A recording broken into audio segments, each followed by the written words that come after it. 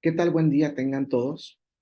El siguiente video pues, tiene como finalidad explicar el tema de la estimación de intervalos, algo que está completamente ligado a lo que hemos venido trabajando en las últimas sesiones. Voy a tratar de hacerlo lo más digerible posible y también de manera breve para que no resulte un video cansado, ¿no? Es un video que se espera pueda servirte para resolver esta última tarea que tenemos en el curso. No es complicada la tarea, pero pues, sí lleva o invita un poquito a la reflexión en cuanto a los resultados que vamos a encontrar. Entonces, para ello, te voy a compartir la presentación que vas a encontrar en Blackboard y, y bueno, igual puede ser de utilidad. Me parece que la parte práctica y este video puede serlo aún más. Lo que estamos buscando es cuál es este tamaño que deben tener las medias muestrales dentro de una curva de distribución muestral. Vamos a encontrar un intervalo existente en los que se esté suscitando un ejemplo, ¿no? En la última clase, por ejemplo, hablamos de un ejercicio en donde platicamos de cajas de cereal tamaño 25, bueno, muestras de tamaño 25, donde la media poblacional, lo que deberían de contener las cajas, eran 368 gramos. Y por ahí encontramos una de las conclusiones finales, si mal no recuerdo, decía el 2,28% de todas las medias muestrales posibles, de todas las muestras posibles, de tamaño 20, no, no es cierto, de tamaño 25 y tamaño 100. Lo hicimos con dos tamaños para que encontrar la diferencia y sobre todo que entendieras el impacto que puede tener el tamaño de la muestra, ¿no? El manejo de un correcto tamaño de muestra o un mayor tamaño de muestra. Decía, pues el 2,28% de todas las muestras de tamaño 100 tienen un peso menor a 365 gramos, cuando la media poblacional, lo que indican las cajas, era de 368 gramos, ¿no? Pues bueno, ahora la pregunta es, oye, ¿cuál es este intervalo en el que se puede, en el que se puede manejar un proceso? Dependiendo de cada proceso, evidentemente, pero ¿cuál es este intervalo en el que se puede manejar? ¿Cuál es el intervalo permitido? ¿Qué pasa si una caja sale con 365 gramos? ¿Qué pasa si una caja sale con 370? ¿Se le da la palomita, se le da luz verde o se saca de la línea de producción, ¿no? Pues bueno, es lo que vamos a hacer hoy. Y para ello nos vamos a basar en esta fórmula. Esta fórmula lo que nos va a dar son dos medias muestrales. Medias muestrales que en conjunto van a establecer un intervalo. Y este intervalo, pues, va a ser la respuesta a lo que estamos buscando, dependiendo del porcentaje o probabilidad que esperamos. Esta fórmula se conforma por elementos que ya hemos venido manejando anteriormente, como lo son la media poblacional, el valor Z, y también este elemento, este último elemento que está multiplicando a Z, es el error estándar de la media.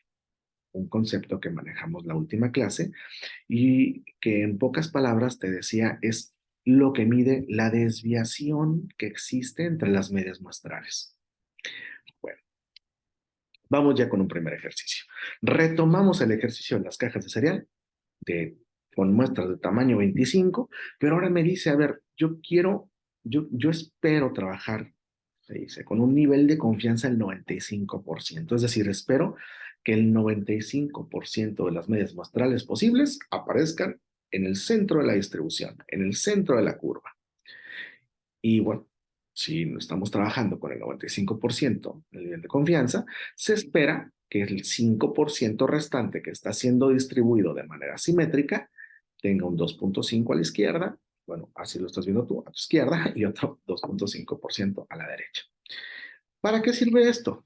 Pues, bueno, a través del gráfico creo que se puede entender un poquito más.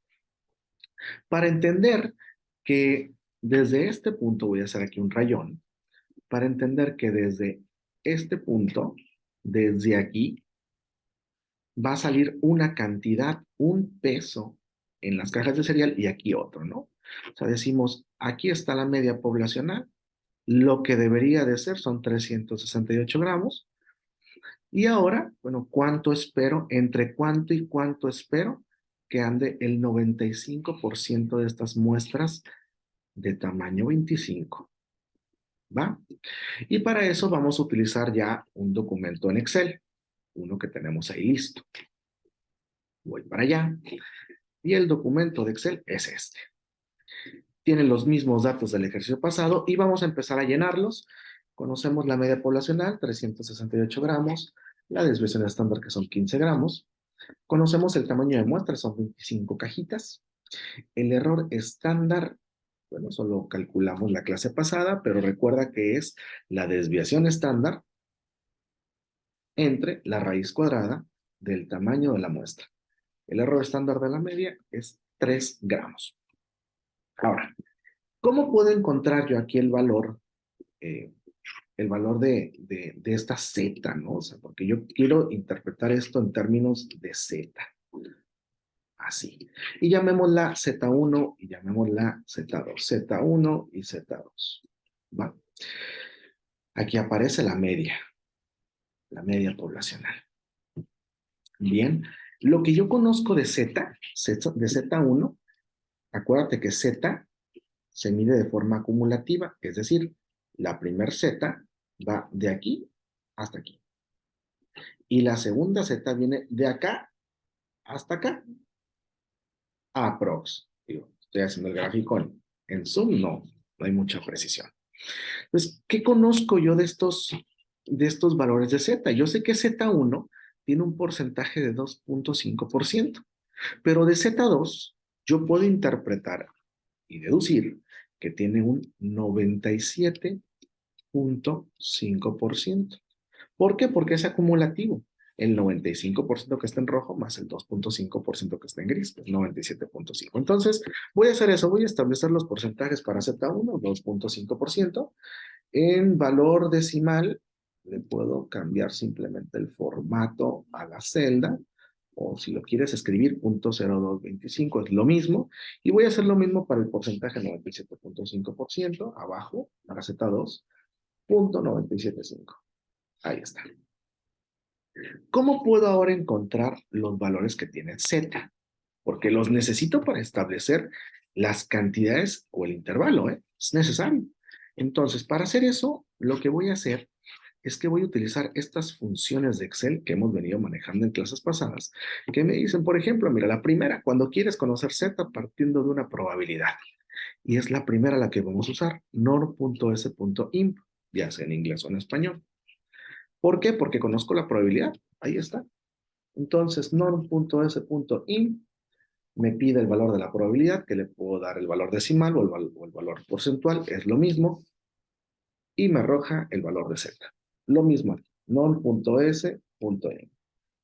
Le doy la probabilidad y me estoy concluyendo aquí que el valor de Z para ambos casos es más menos 1.96. ¿Va? Más menos 1.96. ¿Para qué me sirve esto? Para sustituirlo en la fórmula y encontrar las cantidades de las que estábamos hablando al principio del problema. Entonces me voy a venir un poquito para acá. Y voy a aplicar la fórmula para encontrar el valor de X1 y X2. ¿Pero qué son X1 y X2? X1 y X2 las estoy llamando como estas cantidades que estoy buscando, de cuánto en cuánto van. ¿Sí? Esto sería mi X2. Pues la fórmula dice lo siguiente. Perdón por los rayones, pero no los quiero borrar, ¿eh? No, o sea, si los borro y ahorita los regreso. La fórmula me dice, para X1, la media poblacional más. Ojo, voy a calcular el lado izquierdo, la cola izquierda. Por eso es que voy a trabajar con paréntesis con el valor negativo del 1.96. No le puse el negativo, discúlpenme. No le puse el negativo. Aquí va el negativo del 1.96 por el valor del error estándar de la media, que es esta siguiente operación. Ahí está. Si te preguntas por qué estoy dejando el valor positivo atrás del paréntesis, es nada más para que no afecte lo que está dentro de él, ¿eh? Entonces, para encontrar la cola derecha, tendría lo mismo, 368 más. Ahora trabajaré con el valor positivo del 1.96 por el valor del error estándar de la media. 373. Hay que recordar pues que Z concluimos que valía más o menos 1.96. Por esas razones que estoy escribiéndolo aquí, primero para la cola izquierda, que es el lado negativo, el valor negativo de Z, y después para el valor positivo de Z, que es la cola derecha de la curva. ¿Qué significa esto que estoy encontrando? Lo más importante. Significa, bueno, aquí, voy a tener que borrar esto. Significa que X1 es 362, perdón por el rayón tan feo, 362.12, ahí está, y que X2 es igual a 373.88. ¿Cómo lo puedo interpretar? Ya, en términos muy sencillos, en términos prácticos. Lo puedo interpretar de la siguiente forma. Yo puedo decir que el 95% de todas las medias muestrales posibles, porque estamos hablando de muestras, medias muestrales posibles, tiene un peso de 362.12 hasta 373.88 gramos. Ahora la pregunta más natural es, oye, pero pues si el peso debería ser 368, ¿nos podemos permitir que salgan cajas por hasta 362 abajo o hasta 373 arriba? Bueno, ya dependerá de cada proceso. Aquí sí tengo que hacer un comentario, ¿no? No es lo mismo que una caja de cereal salga con 1 o 2 gramos menos o más, a que en la industria médica, por ejemplo, donde el nivel de calidad tiene que ser altísimo, pues nos podamos permitir tantos errores. ¿Por qué? Porque acá tal vez la pérdida es económica, pero económica.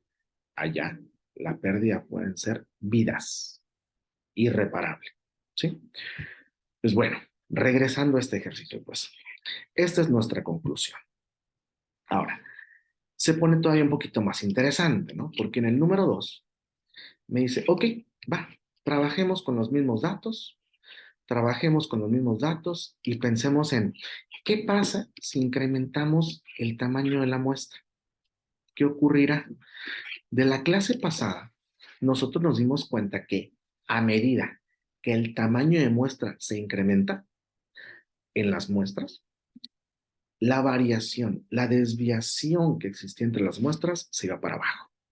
¿Sí?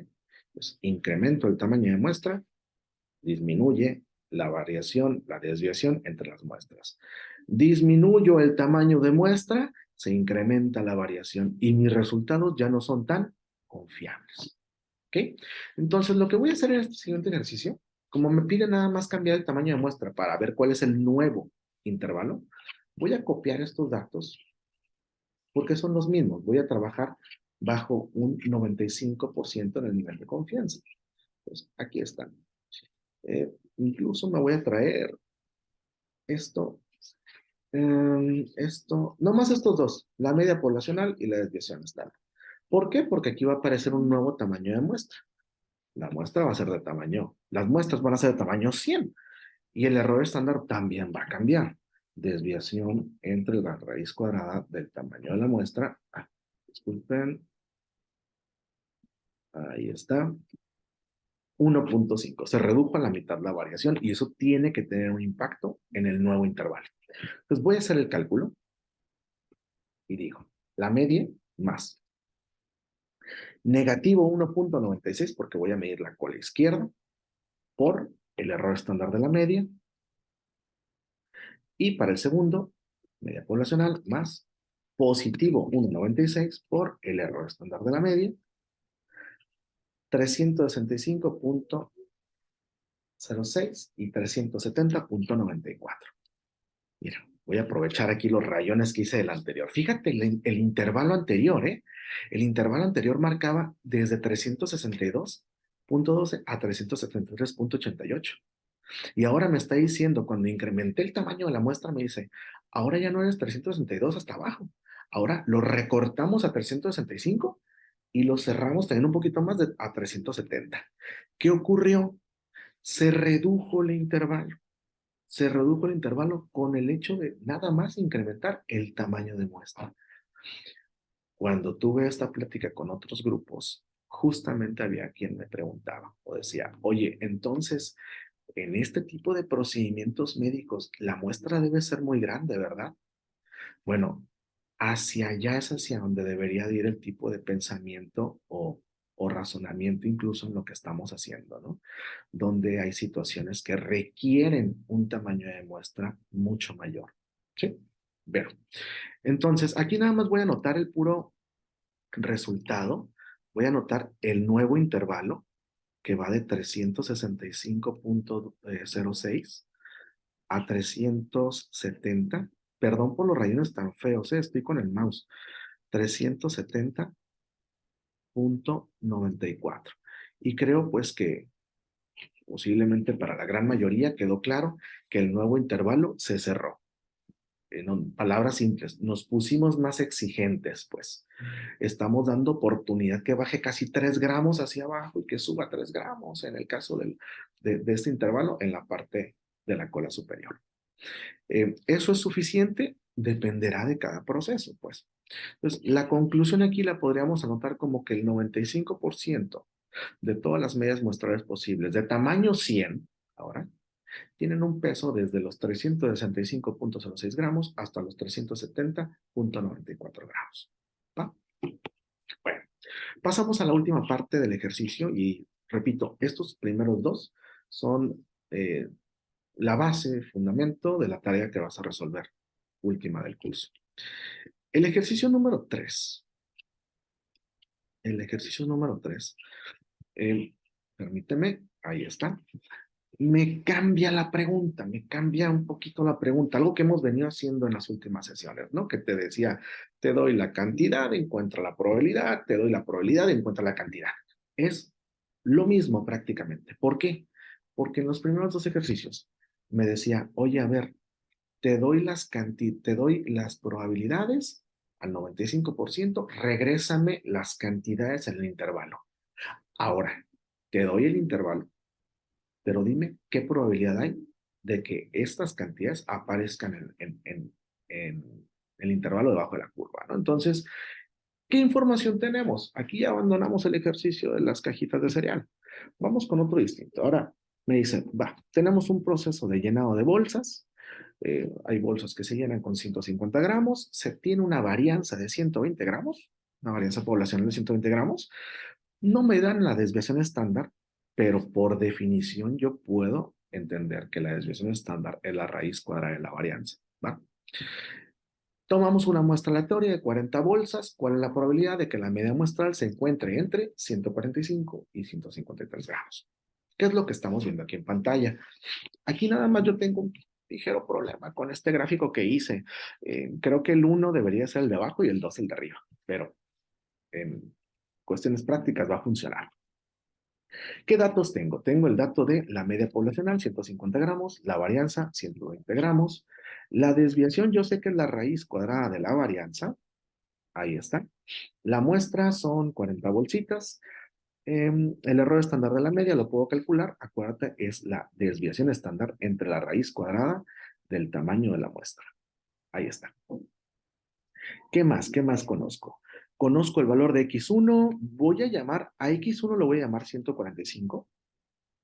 A X2 lo voy a llamar 153, ¿no? O sea, es el intervalo de cuánto en cuánto va. Ahora, en términos de Z, ¿qué conozco? ¿Conozco el valor de X? Sí, sí, los conozco, mira. Aquí están. Para Z, llamémosla Z1, aquí es donde viene mi problema con la simbología. Llamémosla Z1, está cubriendo hasta el 153. Y llamémosla Z2, está cubriendo hasta el 145. ¿Ok? Entonces, vamos a ponerlo aquí. Z1 dijimos va hasta 153, Z2 está cubriendo al 145. ¿Tengo oportunidad de encontrar el valor de Z? Si te preguntas, ¿por qué estás buscando Z? ¿Por qué nos estamos complicando? Porque si yo quiero encontrar la probabilidad, necesito trabajar con Z. Por eso te estoy dejando ya aquí esta fórmula. Entonces, con esta fórmula, nosotros podríamos encontrar el valor de Z para 153 y para 145. Y lo voy a hacer así. Para Z1, dice la fórmula, la media muestral. Bueno, el valor que estoy sometiendo a la prueba, la media de la muestra es 153. Menos la media poblacional, esa también la conozco, la media poblacional es 150. Entre el error estándar de la media, aquí está. Error estándar de la media, aquí está, 1.73, cerramos, 1.73. Deja de revisar que no haya cometido ningún error. Es la media de la muestra menos la media poblacional entre el error estándar de la media, 1.73. Y ahora voy a hacer lo mismo con el Z2. Z2 me dice la media, el valor que estoy sometiendo a la prueba es 145 menos la media poblacional, 150, entre el error estándar de la media, menos 2.89. ¿Qué tengo que hacer con estos zetas? Tengo que interpretarlos en términos de probabilidad para que me diga, pues, qué porcentaje está siendo contemplado del punto 1 hasta esta línea. ¿Qué porcentaje contempla esto y qué porcentaje contempla esto? ¿Cuál va a ser la solución? Pues la diferencia. La diferencia entre estos porcentajes, porque quiero conocer este que está aquí. ¿Saben? Entonces, voy a quitar mis rayones, quito mis rayones y vamos a encontrar esta probabilidad y esto va a ser posible gracias a algunas de las funciones de Excel que hemos venido manejando anteriormente. Por ejemplo, te dice, cuando quieres conocer Z partiendo de una probabilidad. No es el caso, ¿no? Ya conozco Z. Ya conozco Z. Lo que quiero es conocer la probabilidad. Entonces, cuando quieres conocer la probabilidad partiendo de un valor Z, vamos a usar la segunda función, ya sea en inglés o en español. La función es norm.s.dist. Entonces, voy para acá y escribo norm.s.dist del valor Z. Acuérdate que hay algunas funciones de Excel, algunas versiones de Excel, corrijo, que te piden, que no te piden la función acumulativa. Entonces, si te pide cerrar el paréntesis, ciérralo, dale enter y se acabó. A mí sí me pide que agregue si esto es acumulativo o no. Ahí está. Lo voy a interpretar como porcentaje, 95.83%. Voy a hacer lo mismo con la siguiente, no, punto S, punto 10, con la siguiente valor de Z. True, listo. Lo interpreto en porcentaje y ahí está. ¿Qué significa esto? Significa que el número 1 está tomando en cuenta ay, perdón, lo puse en amarillo. Está tomando en cuenta un 95.80, lo voy a cerrar en 83%, ¿eh? 95.83 y el 2 está contemplando únicamente al 0.19%. Ah, claro, la gráfica es meramente para ilustrar lo que está ocurriendo. No es que esté mostrando específicamente cuál es el área debajo de la curva, ¿eh? Entonces, ¿cómo puedo encontrar la diferencia? Ya lo dije. ¿Cómo puedo encontrar la distancia entre estos dos puntos, entre estas dos probabilidades? Calculando la diferencia entre ellas. Yo quiero conocer lo de rojo nada más y para eso lo que voy a hacer es restar. En el caso, para expresarlo en probabilidad, a la probabilidad mayor le quito la probabilidad menor y lo interpreto como porcentaje. Y el resultado, 95.64%. Esto es lo que está en rojo. 95.64%. ¿Cuál es la conclusión en este ejercicio? Y último. La conclusión es que es muy preciso, ¿eh? 95.64% de las muestras de tamaño 40 tienen medias muestrales desde los 145 hasta los 153 gramos. Y ahí está el intervalo. Bueno, con esto concluyo. Espero que el material haya sido de ayuda para ti. Y si no, ya lo sabes, con toda la confianza del mundo, mándame un WhatsApp y con gusto te apoyo. Que tengas bonita tarde, cuídate mucho y hasta pronto.